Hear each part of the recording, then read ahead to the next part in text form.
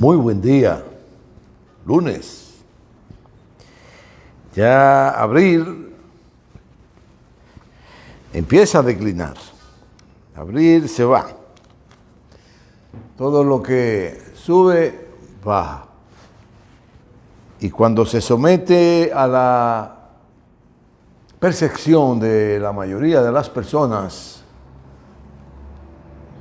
de una aldea, de un pueblo, de una ciudad, de ciudades, de la suma de cada centímetro cuadrado de un terruño que es la nación. Y esa percepción sube de que no se están haciendo bien las cosas, de que todo va bien, de que todo se puede mejorar y no se actúa en consecuencia de la percepción de la persona, entonces empieza a declinar hacia abajo. Bueno, un ejemplo tangible, podría decirse, es el que acaba de suceder en México. En México, pues, comenzó el presidente López Obrador a gobernar con aproximadamente un 54%. Y la derecha gobernante del pasado, que duraron más de 40 años, dirigiendo el Estado, pervirtiéndolo, descomponiéndolo, corrompiéndolo. No sé, parece que un milagro de Dios no permitió que descuartizaran a México. Las potencias vecinas, sobre todo, porque de la manera que trataron a su nación, a su país, esos malos mexicanos, no era para menos, era para haberla descuartizado totalmente. Pero como dijimos, gracias a Dios surgió AMLO,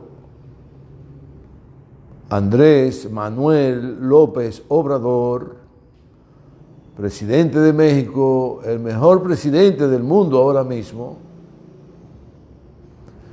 porque un presidente es bueno o es malo si interactúa con la población, si actúa a favor de la población y por el desarrollo, el progreso y el bienestar, pero de todo, no de élites. Y ahí en México, lamentablemente, las élites perversas, corruptas, descuartizaron ese país. Bueno, las élites donde quiera que gobiernan, eso es lo único que saben hacer. Pudiera decirse que en los 20 años del PLD hubo una élite un poquitito ingenua de las cantidades de hombres y mujeres que gobernaron este país,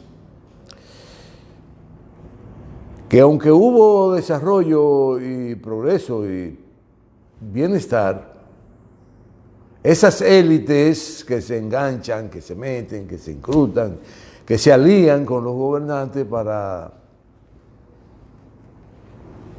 el beneficio de ellos, destruyen todo lo bueno que se pueda hacer o todo lo malo que se quiso no hacer y le da paso al individualismo. Bueno, entre comillas, y les decía yo a una persona en este momento es que es un momento histórico para el PLD, porque quiera si o no es un partido en el que la forma de dirigirse en estos tiempos es colegiada. Está su presidente, está su secretario general, están los demás responsables de dirigir el partido.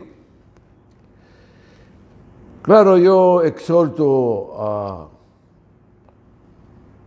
a esa dirección máxima del partido, a la dirección máxima del partido, que diriman en su órgano, porque es un órgano el comité político, no es un organismo, es un órgano, que diriman sus contradicciones ahí. Y más ahora que quizás muchas personas de la población no lo saben, casi el 46% de los miembros son jóvenes. Son jóvenes, a medio se aloquetean. A veces se aloquetean porque tienen una formación todavía un poco verdecita, no se ha madurado a su plenitud. Y surgen también por cofradías, a ser parte de la dirección del partido. Eso pasó en Rusia, pasado en China, sigue pasando en China. Y donde quiera que eso pase hay problemas. Hay problemas porque la historia está ahí. Bueno, y tenemos la suerte de tener un partido donde la dirección es colegiada y reiteramos que deben poner todo el empeño para discutir desde el comité político todo lo que tiene que ver con el futuro del partido, con el futuro del país, con el bienestar de la nación sobre todo, que es lo que más importa, el bienestar del pueblo. Y así entonces tendremos un partido vigoroso, fuerte, poderoso, que estará en condiciones de asumir la dirección del Estado en el 2024. Es el único partido que está en capacidad de hacer esas acciones que pueden permitir alcanzar objetivos importantes para el bienestar de toda la nación. Recuerden, de toda la nación. Porque si es de un grupito, son gobiernos de élites, como el actual. Bueno, pues eso bueno tenemos hoy día, y el pueblo debe saberlo, la población, porque hay encantadores de serpientes que siempre andan anunciando cosas y que han hecho diablura, que han hecho mucho daño. Solo hay que revisar la historia. Desde el mismo gobierno del PLD, privatizaron todo lo que había en este país, se lo entregaron a los españoles por un lado, a otros sectores nacionales por el otro. Le quitaron la mayoría de las conquistas establecidas, inclusive en el Código de Trabajo que Trujillo impuso aquí, que fue el Código de Trabajo francés. Era un código de trabajo adelantado para entonces, y fue el que se puso en vigencia y lo que parió al Seguro Social, que fue el sustento de la política de bienestar social. Bueno, pero los intelectuales, los privilegiados, los que tienen el encanto de encantar serpientes, vinieron y quitaron muchísimas de las cosas buenas para imponer de nuevo cosas malas. Bueno, por cierto, voy a tratar en una de estos lunes, entrevistar al licenciado Julián Cerulle, que tiene un gran conocimiento del Código de Trabajo, para que vean toda la diablura que se hicieron aquí en contra de los obreros, al extremo que hoy día no hay un sindicato. No hay un sindicato hoy día. Bueno, y en el interín del tiempo que estuvimos pasando un par de intervenciones de las que habíamos hecho anteriormente para ver si lo que reflexionamos aquí se asemeja un poco o no a los hechos, a la realidad, a los acontecimientos. Pues en esas intervenciones que les repetimos, un par de ellas, hablamos de nuestras percepciones sobre el problema de Ucrania, hablamos de Rusia, hablamos de los hechos a que este gobierno se vio obligado a realizarlos por los acuerdos que hizo con el Departamento de Estado, con un grupo de neoizquierdistas del país, pseudoizquierdistas, con un grupo importante que se desprendió por instrucción del Departamento de Estado, del PLD, y que se alió a esos sectores y lograron entonces también importantes sectores económicos del país y hacer una gran alianza para desplazar al PLD, porque los norteamericanos, imagínense, los norteamericanos dijeron el día pasado que había que quitar un primer ministro en Pakistán. Quiero que sepan que Pakistán es una nación muy poderosa porque es una potencia nuclear. Y allá objetaron ellos un primer ministro y tuvieron que quitarlo inmediatamente porque es que Estados Unidos tiene en el Pakistán muchas bases militares. Y tiene una incidencia bárbara en ese gobierno, y los pakistaníes, que no son brutos, pues prefieren hacer algunos arreglos y tener la manera de convivir con ese imperio a su lado dentro de su gobierno para seguir avanzando y fortalecerse. Lo hacen bien, lo hacen muy bien. Pero imagínense, aquí vino el secretario de Estado y dijo que había que desplazar el PLD. Y así fue, y había que repartirse el gobierno entre su gente y la de que el presidente quisiera. Y el otro presidente, el señor Hipólito Rafael Mejía. Bueno, y así ha sido. Por eso es un gobierno de maco con cacata, donde todo el mundo hace lo que cree que debe hacer, pero el presidente entonces le cierra la llave de que le circula en el cuerpo esa sangre y no tienen para dónde coger porque no pueden dar respuesta a los problemas que le llevan las comunidades y mucho menos darle y ponerle interés a los dirigentes comunitarios y a los dirigentes de las organizaciones que hicieron lo posible para que este gobierno surja. Bueno, en ese sentido no hay manera de que puedan seguir gobernando, porque volver a hacer ese movimiento de maco con cacata va a ser muy difícil. Y ya la población está clara sobre eso, de que no hay manera. Bueno, y en el interín de que estuvimos ausentes, pasando los programas que habíamos hecho anteriormente, sucedieron acontecimientos, entre ellos murió la esposa, una digna mujer, una digna representante de la nación, del pueblo dominicano, doña Rosa de Mejía, la compañera eterna de don Rafael Hipólito Mejía, expresidente del país, y con quien nos solidarizamos en su lamentable pérdida de su compañera. Yo no quisiera verme en esa camisa porque yo prefiero morir mucho primero que mi compañera. Así seré más feliz. Así seré más feliz. Bueno,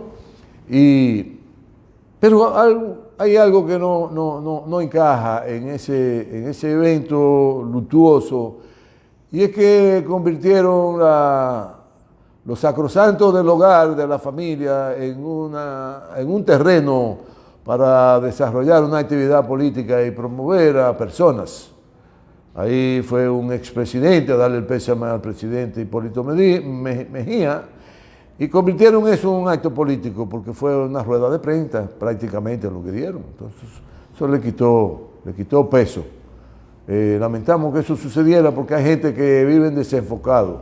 No saben cuándo es una fiesta, cuándo es una actividad política, cuándo es un mortuorio. Y ahí se apareció a hacer un acto político. Pero el presidente Mejía parece que es un hombre muy cortés en su casa y en todos los lugares, porque yo he tenido la oportunidad de saludar al presidente Mejía en sitio público donde yo me he sentido muy bien por las atenciones que me ha prestado en medio del saludo. Muchas gracias, señor presidente Hipólito, y lamentamos muchísimo la pérdida de su eterna compañera, de su amor de siempre. Que Dios la tenga a su lado, en su santo seno.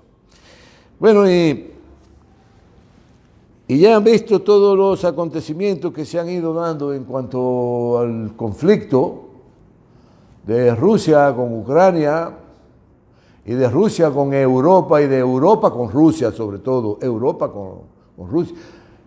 Fundamentalmente Alemania, que siempre ha tenido la ambición, la angurria de querer apoderarse de Rusia.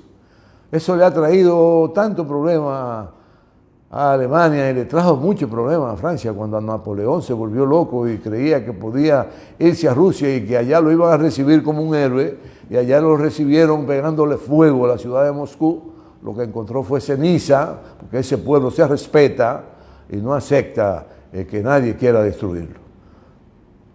Bueno, de eso les hemos hablado, de lo que querían hacer los franceses en Rusia, de lo que querían hacer los alemanes en Rusia, y que todo colapsaron. Así va a colapsar Estados Unidos, porque peor aún se ha metido con el gigante asiático, con el dragón del Asia, con China, China continental, con la China comunista de Mao Zedong.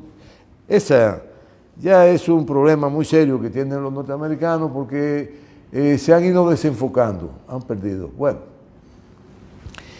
Y sobre ese problema de Ucrania, y quiero aprovechar para tratar de hacerle llegar a ustedes algunas anotaciones que hice, y me van a acusar que tenga que estar viendo los apuntes que tengo, de un gran filósofo, filólogo, sociólogo, uno de los más grandes intelectuales norteamericanos, que es el señor Noam Chomsky, pero que además es una persona que podría decirse de él, bueno, la sociología es que estudia la conducta del ser humano en una sociedad.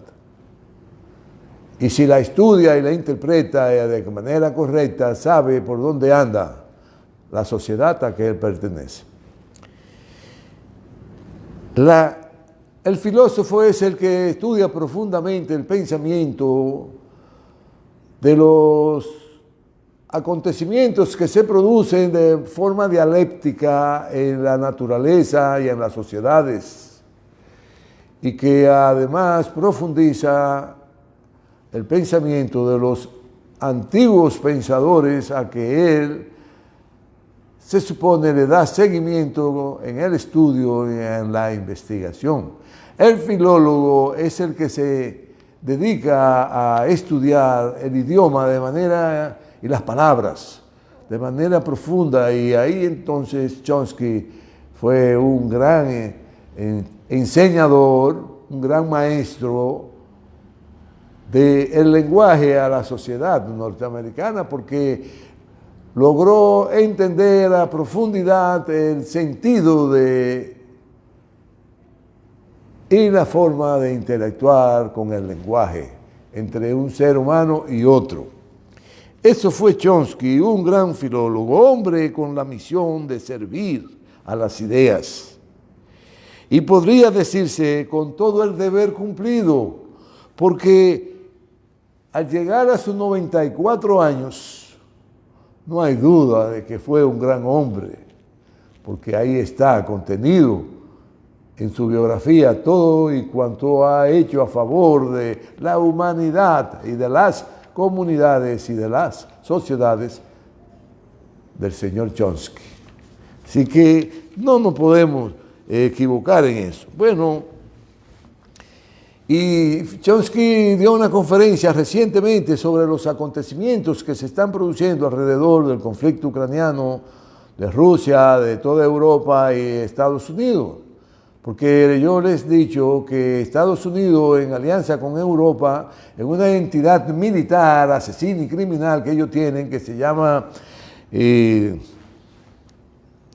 la OTAN, la organización militar más poderosa que ha existido en los últimos tiempos, y que eso está cambiando radicalmente, y es el gran temor de ellos, y han hecho esa gran unión para tratar de destruir y despedazar a Rusia, y obligar a Rusia a volver a doblegarse ante ellos, rodeándola con armamentos nucleares, porque lo que quieren hacer eso es Occidente, pero Rusia, que es una potencia, es una gran experiencia, porque ya conoce el sentido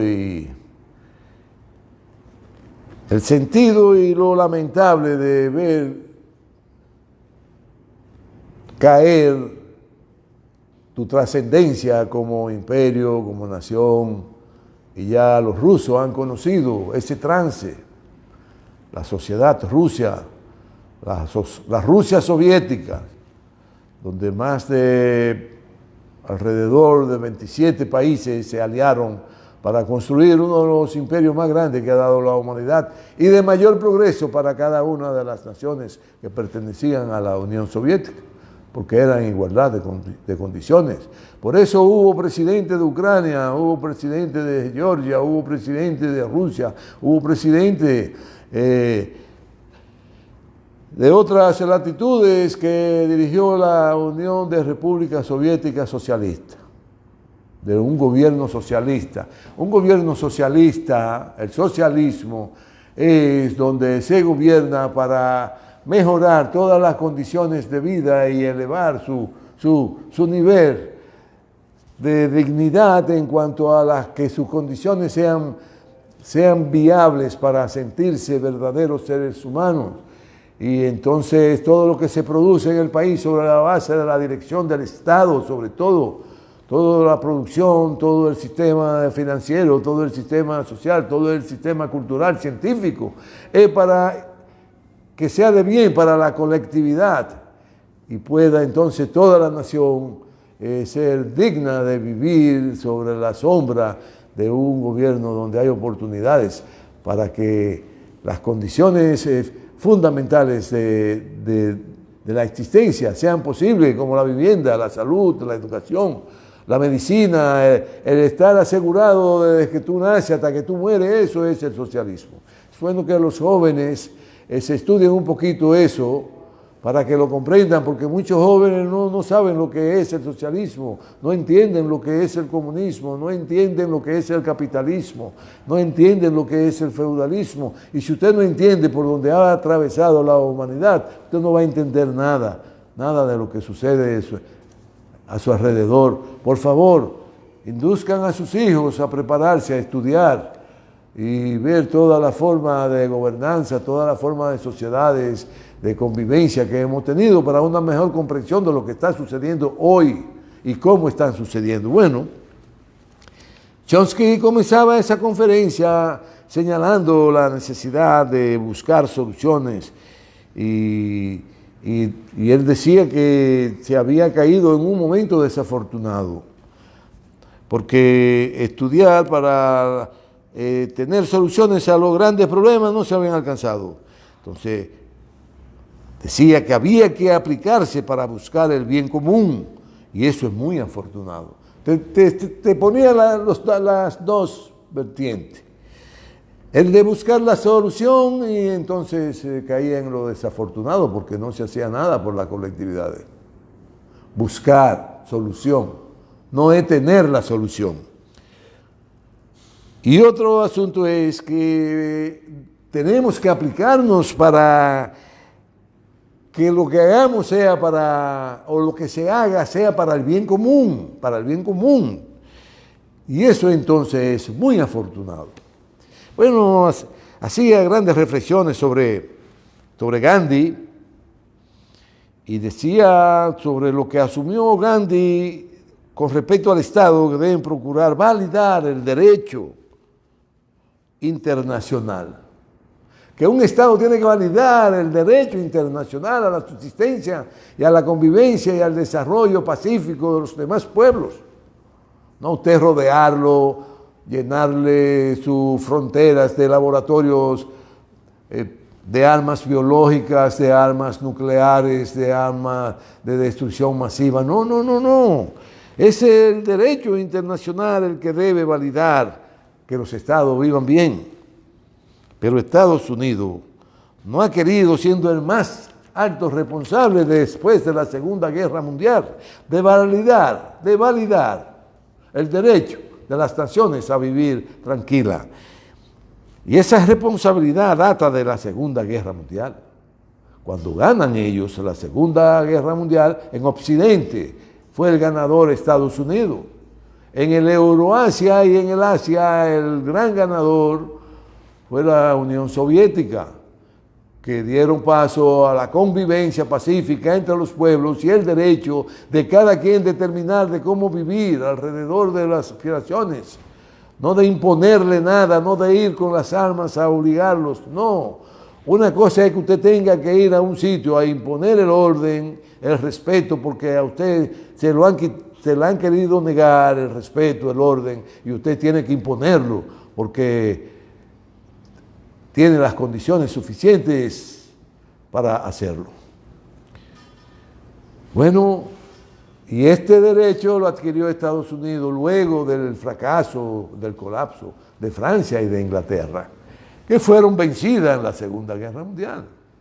Quien ayuda a Francia y a Inglaterra a retomar ciertos derechos fue la Unión Soviética y Estados Unidos, quienes ayudaron de manera importante a la estabilización de la tranquilidad en los países europeos del este y en los países occidentales de Europa, donde Estados Unidos tenía gran incidencia en Europa occidental y la Unión Soviética en la Europa del este. Bueno, en Estados Unidos se supone que haya sagradatoriedad de la Constitución. Se supone que la Constitución es sagrada en Estados Unidos. Se supone que la Constitución americana sea sagrada para los mandatarios, para los ciudadanos. Y resulta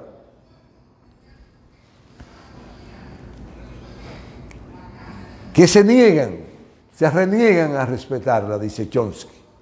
Los mandatarios, los presidentes norteamericanos se niegan,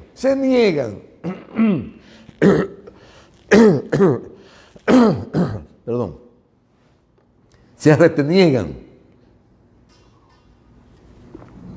deniegan, como decimos aquí, a respetar su propia Constitución. Porque en su Constitución está en consonancia el desarrollar de manera importante la democracia y el derecho de los pueblos a elegir el camino que deben elegir para el progreso, el desarrollo de sus poblaciones de forma tal que se pueda adquirir bienestar. Y eso lo estableció Chomsky, establecía que en el artículo 6, donde de manera absoluta se plantea la importancia y se establece como válido el respetar en toda su forma los tratados que se firman o los tratados que se discuten y se aprueban, aún sea de manera verbal. Y hace señalamiento Chomsky de esa parte de la Constitución que está establecido en el capítulo 6 de la Constitución norteamericana, porque los norteamericanos, y es lo que él critica, nunca han respetado su propia Constitución porque actúan como cruzados, como lo que son. Los cruzados eran los que iban pueblo por pueblo con la cruz de símbolo y se la clavaban en el pecho, se robaban todo lo que encontraban, mataban todo lo que encontraban, saqueaban todo lo que era saqueable y se adueñaban de la tierra a base de fuego, de sangre y fuego. Y eso es lo que han pretendido ser, desconociendo los norteamericanos su propia Constitución. Sobre eso habla Chomsky, no Rafael Cerrulle. Y Chomsky no es comunista, y Chomsky no es socialista, y Chomsky no es capitalista. Chomsky es un filósofo, pensador, un gran sociólogo, conocedor de las sociedades y del accionar de las sociedades y de los seres humanos.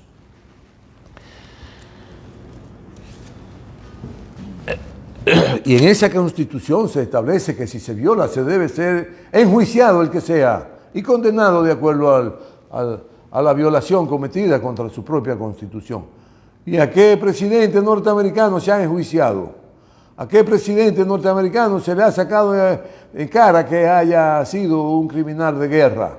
Como sucedió en Vietnam, como incendiaban niños con su napalm, bombardeaban comunidades enteras con napalm, con fuego, como si fuera el infierno. Y ahí quemaban los niños, las niñas, los ancianos, todos morían quemados, como decimos aquí, achicharrados. Es un imperio que no tiene conciencia, que no tiene dignidad, que no tiene humanidad de ninguna índole. Y así quiere llamar al orden en el mundo. Ya han caducado. Y en las pasadas intervenciones le demostramos que ya Estados Unidos, la sociedad está en declive. Por lo que el régimen unipolar por fin empieza a ceder, empieza a cejar, empieza a surgir un mundo donde todas las potencias tengan que actuar a favor de los lugares o de la geografía donde tienen incidencia. Por eso se llama la geopolítica, donde usted tiene incidencia como nación de envergadura. Es geopolítica lo que determina la forma en que debe conducirse para el buen convivir con esa nación que está alrededor de su accionar. Es como si fuéramos satélites, como si fuéramos las lunas, para la Tierra, como si fuéramos la Tierra para el Sol, que giramos alrededor del Sol y todo se va moviendo y todo se va moviendo y todo va progresando y va buscando nuevos horizontes. Hoy no se sabe por dónde diablos, en qué punto de la galaxia estamos ubicados, si es bueno para los sistemas solares que están en nuestra galaxia o es malo, pero estamos viviendo. Y sentimos los cambios que se producen, aunque sea de manera ínfima, pero se producen los cambios. En esa responsabilidad está la gran acción que hizo la humanidad cuando decidió juntarse todas las naciones y crear las Naciones Unidas, la Organización de Naciones Unidas, la ONU. Y la ONU tiene una carta magna donde todos los países tienen que respetar esa constitución, tienen que adherirse a ella para conducirse frente a los demás países, de forma tal que no haya humillación a otro país, que no haya saqueo a otro país. ¿Y qué es lo que ha hecho Europa? ¿Para qué ha servido la ONU? Bueno, de todo eso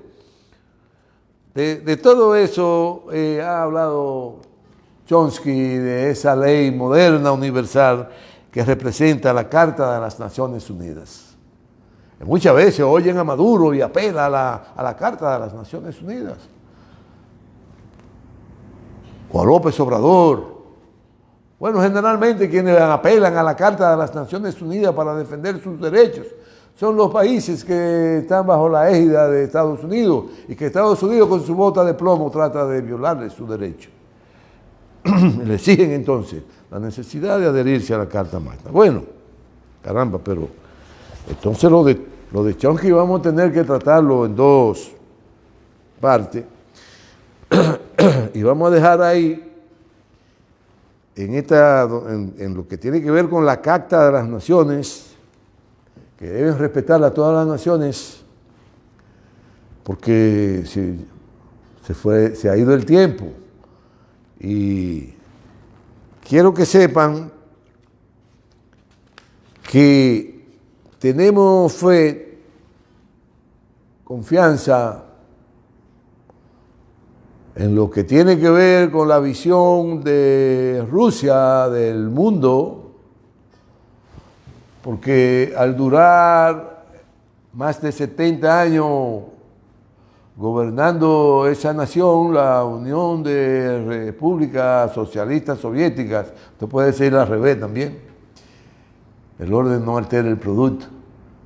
Todavía quedan vestigios de todo el bienestar que eso generó a la humanidad. Y muchos hombres de Rusia y de Euroasia y de los países europeos del este que son colindantes con Rusia, son vecinos de Rusia, piensan en grande por la formación que ganaron y la formación que obtuvieron en esos gobiernos, que sobre todo y lo más importante era la estabilidad del ser humano.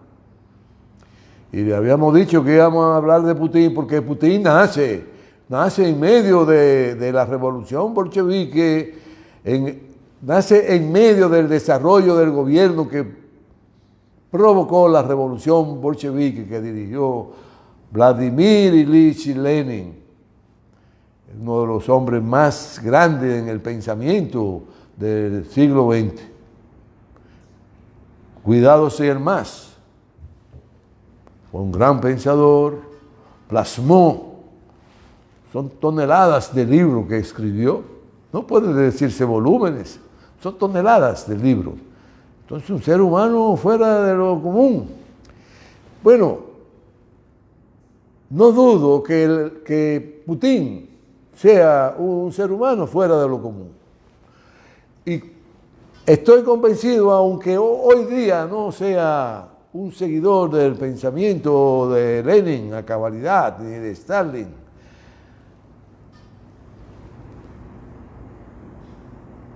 no dudo que sea un hombre muy progresista y que quiera el bien común para los países vecinos y para toda la humanidad. Y por eso ha hecho una alianza estratégica con China. Y sobre Putin vamos a hablar, porque no es como han querido pintarle, que era un niño pobre, que era un niñito por aquí. No. Putin se desarrolla en medio del esplendor de la revolución rusa, de los gobiernos socialistas de las repúblicas soviéticas de Rusia. Bueno, no tengo duda de que esa guerra va a terminar en el tiempo necesario, porque los objetivos que persigue Putin, a mi entender, es proteger, sobre todo la población rusa, que hoy día quieren ser parte de Rusia. Entonces esa franja es lo que persigue consolidar Putin para la tranquilidad de Rusia y para el buen entendimiento entre los seres humanos, para que no haya guerras nucleares. Nos veremos el próximo lunes. Muchas gracias. Cuídense mucho. Estaremos interactuando con ustedes de temas importantes para que nos ayudemos uno al otro a entender mejor las cosas que suceden y las que han sucedido y las que van a suceder. De las que van a suceder yo pienso estar un poco claro. Hablaremos el próximo lunes de ello. Que la pasen bien.